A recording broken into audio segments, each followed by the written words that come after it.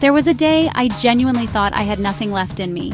No fight, no hope, just a vast, echoing emptiness where my spirit used to be. I remember the feeling with a clarity that still makes me catch my breath. It was like the world was moving in vibrant color all around me, but I was trapped under glass, muted and gray. I was sitting in a crowded coffee shop, the aroma of roasted beans and cinnamon, usually a comfort, now suffocating in its normalcy.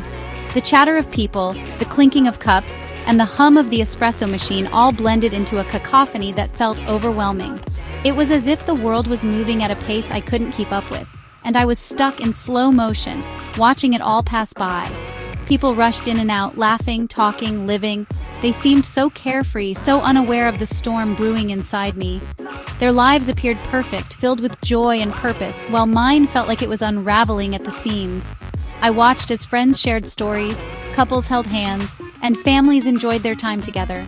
It was a stark contrast to the loneliness I felt, sitting there amidst the crowd. I envied their ease, their lightness. It was as if they had all the answers, while I was drowning in questions. How did they manage to find happiness in such simple moments? What was their secret? I longed to be a part of their world, to feel the warmth of connection and the comfort of belonging.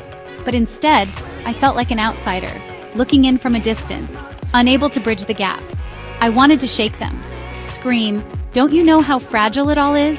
How quickly it can all disappear?" I wanted to tell them that their happiness was a delicate illusion, that it could shatter in an instant. But I knew it wasn't my place. Their joy was their own, and my pain was mine. I clenched my fists under the table, trying to contain the frustration and anger that bubbled up inside me. But I didn't, of course. I just sat there, shrinking smaller and smaller until I felt like a ghost, invisible even to myself. The more I tried to disappear, the more I felt the weight of my own existence. It was a paradox, wanting to be seen yet fearing the exposure. I wondered if anyone noticed the sadness in my eyes, the heaviness in my heart. But no one did. They were too busy living their own lives, wrapped up in their own worlds. The trigger, the event that sent me spiraling, felt insignificant now, a mere ripple in the vast ocean of despair I found myself drowning in. It was strange how something so small could have such a profound impact. A single moment, a fleeting incident, had the power to unravel everything I thought I knew about myself. I replayed it over and over in my mind, trying to understand how it had come to this. But the more I thought about it, the more elusive the answers became. A job loss, a fight with a loved one, a string of disappointments that had finally snapped something inside me. Each event on its own might have been manageable, but together, they formed a tidal wave that I couldn't withstand. The job loss was a blow to my sense of purpose. The fight with a loved one left me feeling isolated, and the disappointments chipped away at my resilience. It was a perfect storm, and I was caught in the middle of it, struggling to stay afloat. It didn't matter anymore. All I knew was the crushing weight of my own sadness. It was a heaviness that settled in my chest, making it hard to breathe. I felt like I was carrying the weight of the world on my shoulders, and no matter how hard I tried, I couldn't shake it off. The sadness was all-consuming, a dark cloud that followed me everywhere I went. It was a constant reminder of my own fragility, of how easily everything could fall apart. And in that moment, sitting in the coffee shop, I realized that I was utterly and completely lost. The worst part was the fear. Fear that I would never feel joy again, that this emptiness would become my new normal. Fear that I was broken beyond repair, that I was somehow fundamentally flawed, unworthy of love or happiness. My thoughts were a tangled mess, replaying past mistakes, amplifying every insecurity, every doubt. I isolated myself, pushing away the people who cared, convinced that I was only dragging them down with me. Their well-intentioned words of comfort felt hollow, distant, unable to penetrate the thick fog of despair that had settled over me. I don't know how long I sat there in that coffee shop, lost in the labyrinth of my own pain. But then, something shifted. A young woman at the table next to me, engrossed in a conversation, accidentally knocked over her water glass. It shattered on the floor, ice and water splattering everywhere. For a moment, everyone went still. Then, to my surprise, the woman burst into laughter. Not a polite chuckle, but a full-bodied, joyful sound that seemed to fill the entire room. And just like that, the suffocating weight on my chest lifted, just a fraction. Her laughter was like a crack in the darkness, a reminder that life goes on, messy and unpredictable, but still beautiful. I found myself smiling, a small, fragile thing, but a smile nonetheless. That moment in the coffee shop wasn't a magic cure. It didn't erase my pain or solve my problems, but it was a start. It reminded me that even in the midst of darkness, there is still light to be found, if we're brave enough to open our eyes to it. Section 6. Healing in silence. Healing, I've learned, is not always a grand, dramatic event. It's not always about the big breakthroughs or the moments of intense clarity. Sometimes healing is found in the quiet moments, the ones that seem almost mundane.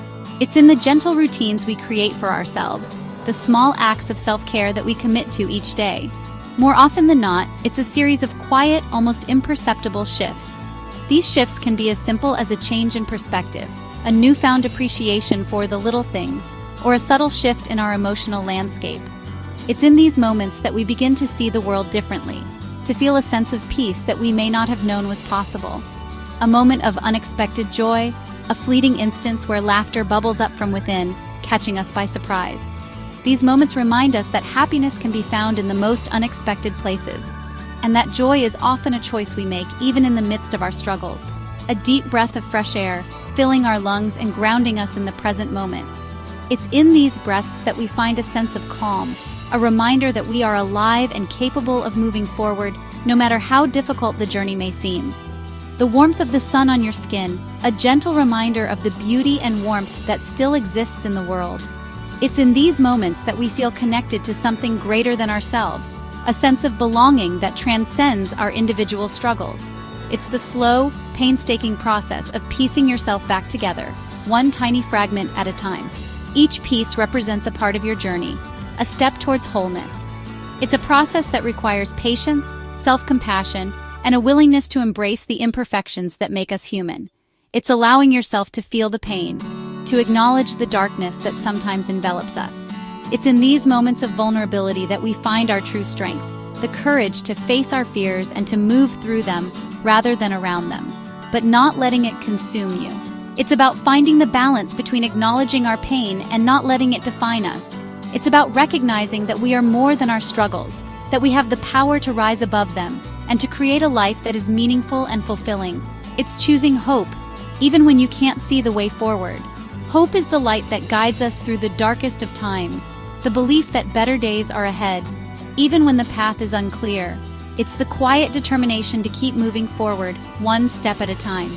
It's remembering that you are not your struggles, that your worth is not defined by the challenges you face. You are a complex, multifaceted being, capable of growth, change, and resilience. It's about embracing your journey with all its ups and downs and recognizing the strength that lies within you, that you are worthy of love and belonging, even when you feel broken. It's in the connections we make with others, the moments of genuine human connection, that we find the strength to heal. It's in the love and support of those around us that we are reminded of our inherent worth, even when you feel broken. Healing is a journey, not a destination. It's a process that takes time, patience, and a lot of self-love. But it's a journey worth taking, because on the other side of that journey is a version of yourself that is stronger, wiser, and more compassionate. So take a deep breath, embrace the silence, and trust in your ability to heal. Section 7. You are not alone. If you're reading this and you find yourself resonating with these words, know that you are not alone. In this vast world, it's easy to feel isolated, as if no one else could possibly understand what you're going through. But the truth is, many people have walked a similar path, and many more are walking it right now. We all experience moments of darkness, times when the weight of the world feels unbearable. These moments can make us feel like we are the only ones struggling, but that is far from the truth. Times when we feel lost and alone, as if we are wandering through a fog with no clear direction. These feelings are a natural part of the human experience. It's part of being human. Everyone, at some point in their lives, faces challenges that seem insurmountable. But it's important to remember that these challenges do not define us. Rather, how we respond to them does. The journey back from rock bottom is not easy, but it is possible. It requires strength, resilience, and a belief that things can and will get better. Each step forward, no matter how small, is a victory. It takes courage to face our pain, to be vulnerable, and to acknowledge that we need help. This vulnerability is not a sign of weakness, but a testament to our strength. To ask for help when we need it is one of the bravest things we can do. It opens the door to healing and allows others to support us in our journey. But the rewards are immeasurable. When we allow ourselves to be helped, we not only find relief, but also discover the strength within us to overcome our struggles. Because it's in those moments of vulnerability, of opening up and sharing our true selves, that we find genuine connection. Of reaching out and allowing ourselves to be seen, we create bonds that are deep and meaningful. These connections remind us that we are never truly alone, that we truly connect with ourselves and with others. In these shared moments, we find hope, strength, and the understanding that together, we can overcome anything. Section 8. Share your story. What helped me through my darkest moments was the realization that I wasn't alone. Hearing other people's stories, their struggles, their triumphs, reminded me that even in the midst of my own pain, there was still hope, still beauty to be found in the world. So if you feel comfortable, share your story. Your voice matters. Your experiences have the power to help others who might be going through something similar. Section 9. Breathe again. Remember to breathe. Take it one day, 1 hour, one breath at a time. And know that even in the darkest of times, you are loved, you are worthy, and you are not alone. If you need a reminder to breathe again, subscribe below. I'll be here, walking this path alongside you.